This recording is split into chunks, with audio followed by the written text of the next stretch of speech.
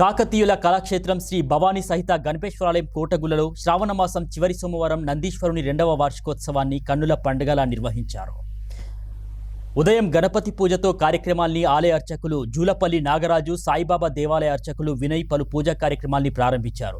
2023 August 18న Nizamabad CP Potharaju Sai Chaitanya కీర్తి దంపతుల ఆధ్వర్యంలో నందీశ్వరుని ప్రతిష్టాపన కార్యక్రమం జరిగింది.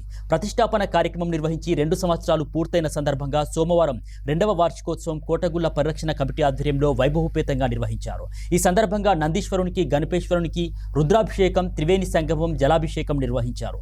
అభిషేకం అనంతరం పూలమాలతో, పట్టు వస్త్రాలతో ప్రత్యేకంగా అలంకరించారు. ఇక శ్రావణ మాసం చివరి సోమవారం కావడంతో వివిధ ప్రాంతాల నుంచి పెద్ద సంఖ్యలో భక్తులు తరలివచ్చి నందీశ్వరుని వార్షికోత్సవంలో పాల్గొన్నారు.